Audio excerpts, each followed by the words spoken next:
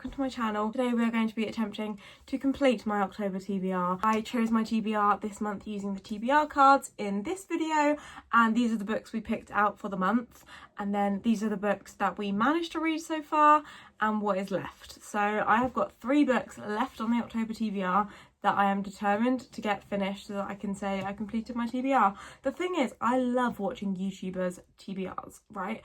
And then I love watching reading vlogs of them reading what they picked out in the TBR. And I feel like the TBR gets you excited about like a booktuber's content for the rest of the month. But half the time when YouTubers pick up TBRs, they don't end up actually reading them, and it's like, oh, I really wanted to see you read that book. So just in case any of you from my October TBR were interested in seeing me read those books that I picked out, we're going to tackle those 3 today, and I'm very excited for the first one I'm going to pick up. So left on my TBR we have Pretty Girls by Karen Slaughter. I am so excited to get to this book. I just feel like this has been on my TBR for way too long, considering how much I think I'm going to love it.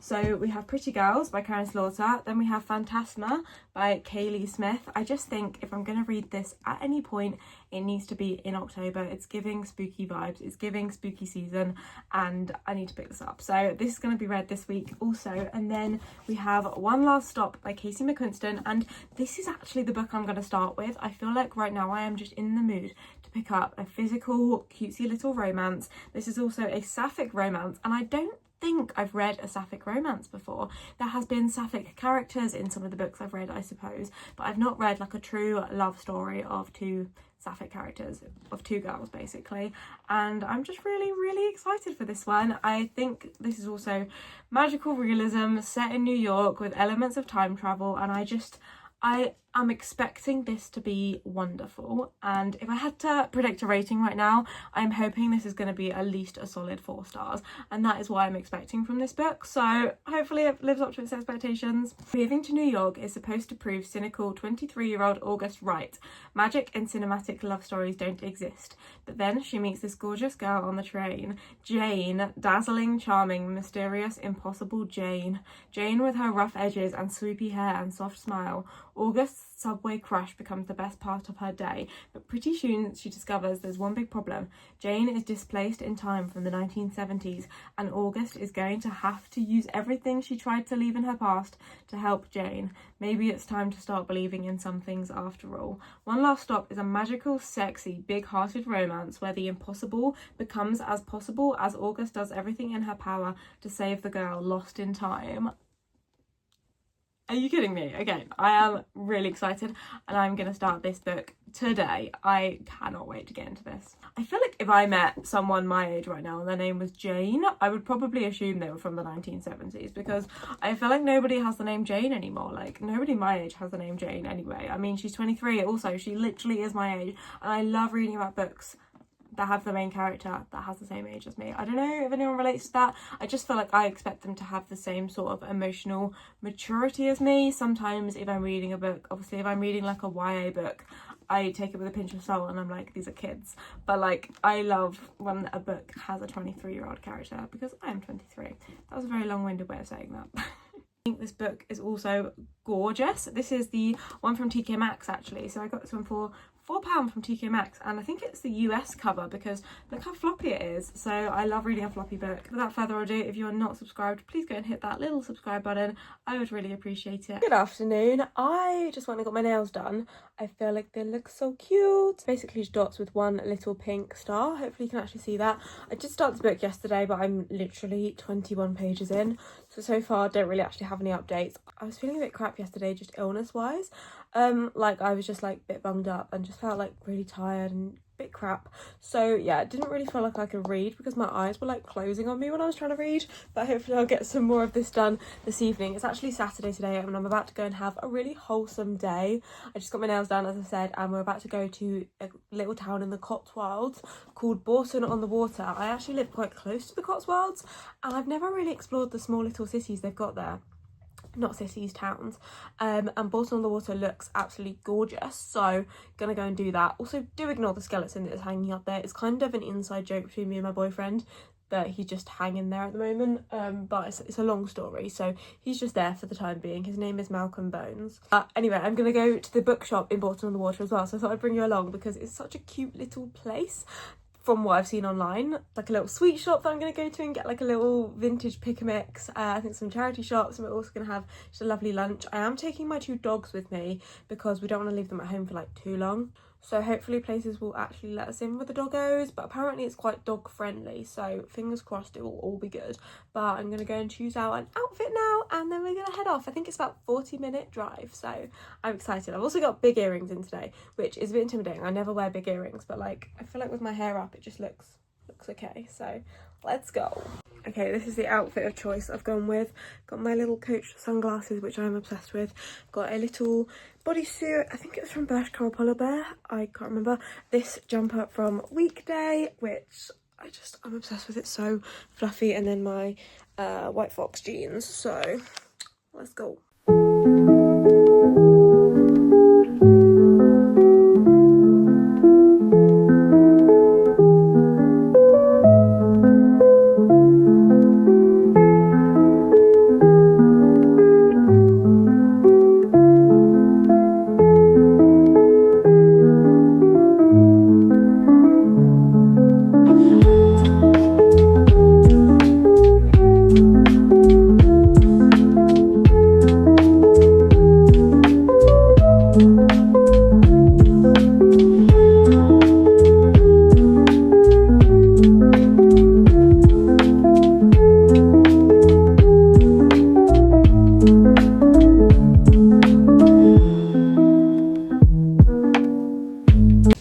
Come to Burford Garden Centre, but the dogs are not allowed in. But look how cool this like outside sauna is. I want this so badly for my garden.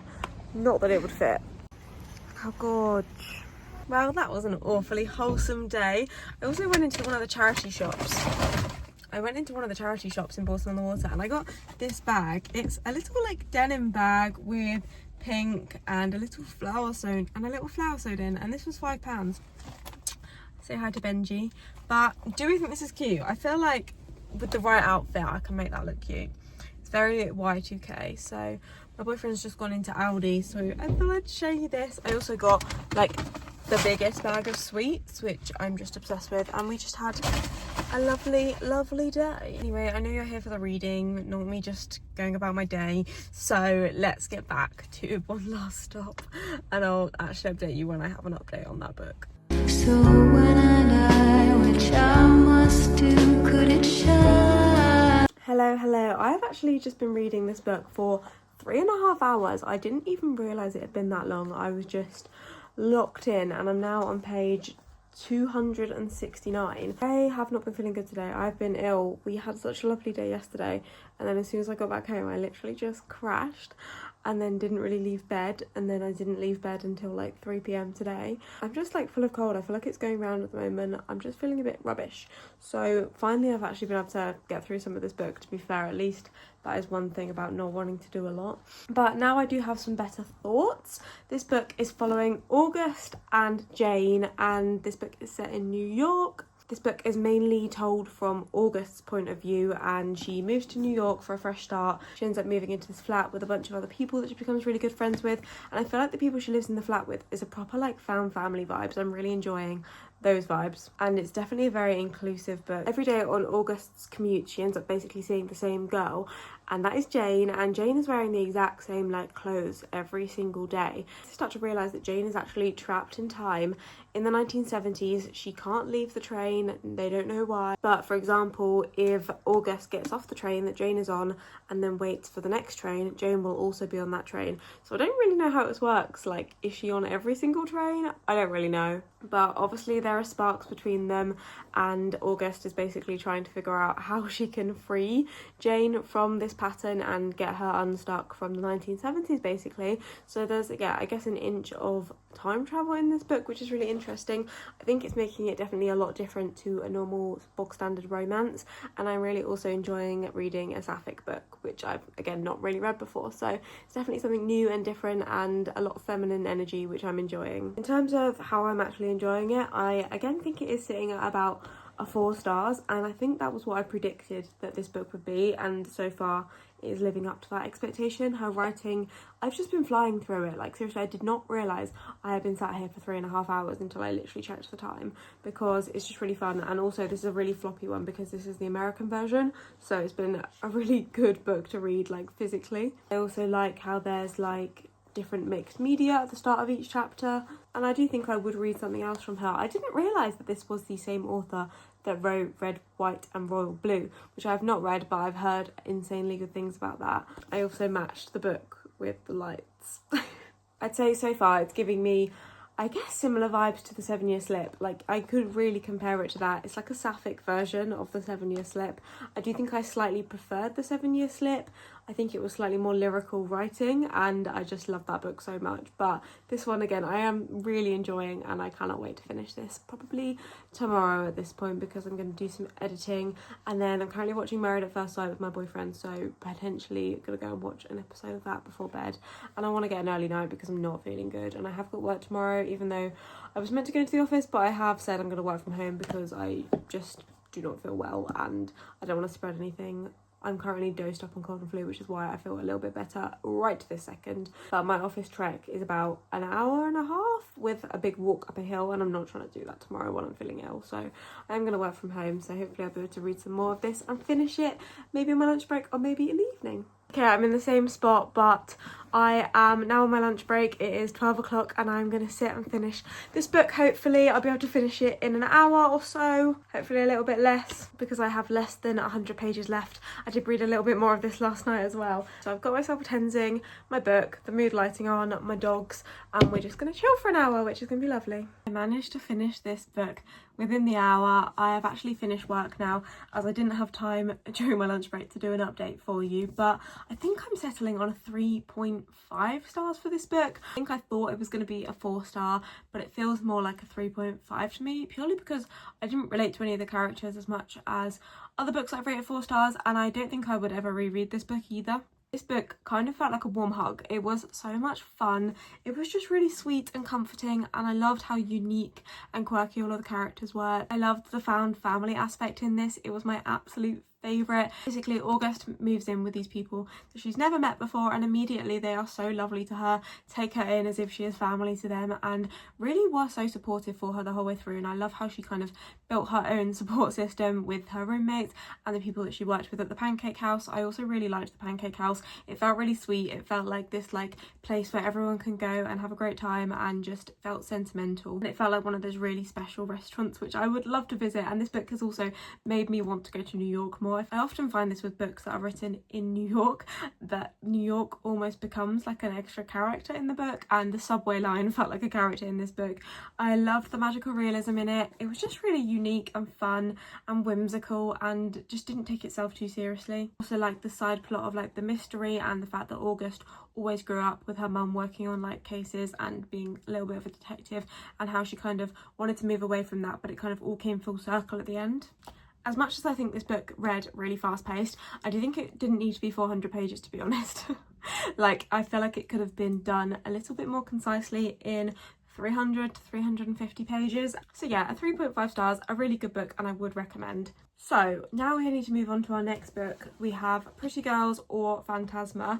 I'm leaning more towards Pretty Girls, to be honest. I'm kind of in the mood for a thriller. Let's read the back together. A missing girl, a family torn apart, an unsolved mystery. 20 years ago, Claire and Lydia Scott's older sister vanished without a trace. Her disappearance had a devastating effect on their family. Now another teenage girl is missing, and the circumstances of her disappearance are hauntingly similar.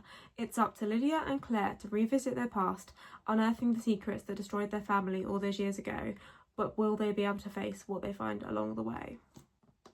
Seems like it's going to be kind of like a detective mystery book about what happened to their sister whilst following an ongoing investigation, and potentially, yeah, they're related, and we're going to find out why. So I'm excited to start this book. How many pages is this? Gosh, this one is a 530 page book, so I better crack on. It shine down here with you. Just my love is mine, all mine. I love my mom. Hello, it is now Wednesday lunchtime. I am now on my lunch break, and I'm going to attempt to read some more of Pretty Girls.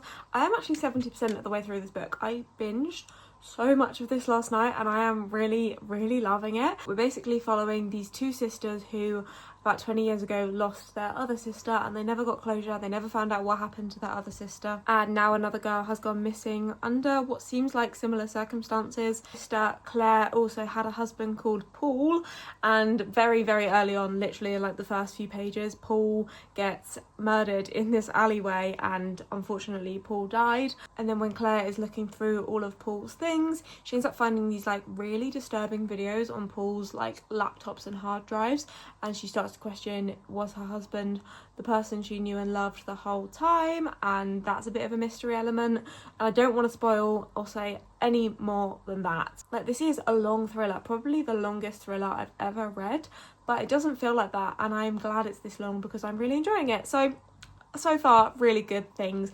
As I said, I've got 30% of this book left. I'm going to sit and read for an hour now, and then hopefully I will finish this book tonight and give you my full thoughts. But currently really loving, and I'm having a great time.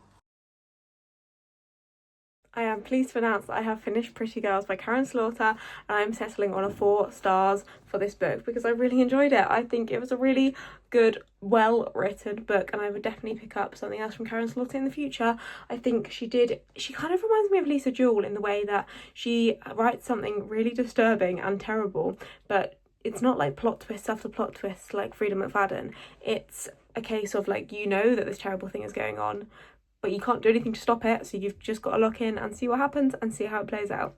And you kind of know who the bad people are from pretty early on. She's also really good at writing like family dynamics. I think Claire and Lydia's dynamics as sisters who were kind of estranged from one another coming back together, that was written really well, and I think their reasonings for not speaking before were really tragic, and like I'm glad that they managed to sort themselves out, and the ending was really sweet as well. Again, it wasn't one of those like crazy endings, it was like actually a really sweet ending and a really good ending.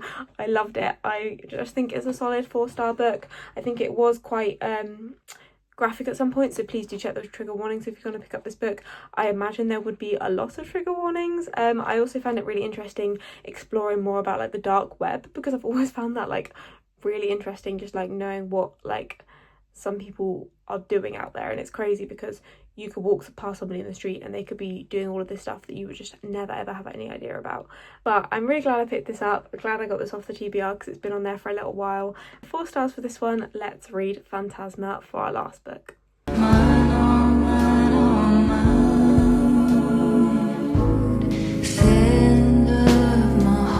I'm actually 50% of the way through this book now.